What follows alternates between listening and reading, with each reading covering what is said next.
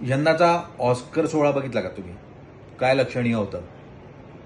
लक्षणीय हे होतं की ज्याला ऑस्कर पुरस्कार मिळतोय असा झेवियर बार्डेम हा अगदी ऑस्करच्या स्टेजवरून नारा लावतोय की पॅलेस्टाईनला स्वतंत्र करा, युद्ध थांबवा. मुळात या निमित्ताने एक प्रश्न तयार होतो, जो तुमच्याही मनात झाला असेल. आपले कलाकार कुठे असतात? आपले कलाकार कधीच कोणत्याच गोष्टीवर का बोलत नाही? का बोलत नाही?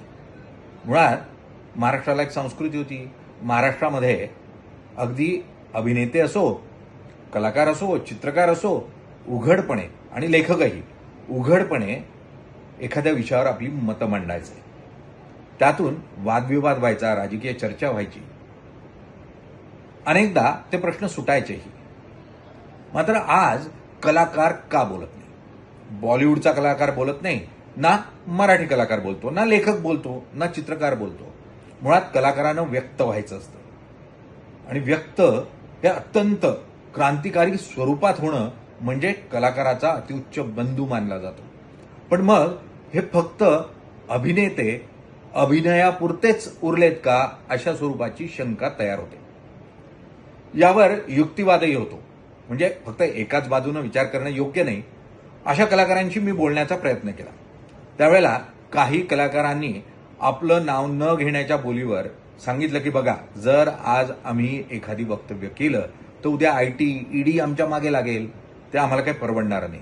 बरं, तुम्ही तितके श्रीमंत नसाल तर मग तुमचं काम तुम्हाला कसं मिळणार नाही या दृष्टीने प्रयत्न केले जातात आणि त्यातून मग तुमच्या पोटापाण्याचा प्रश्न तयार होतो.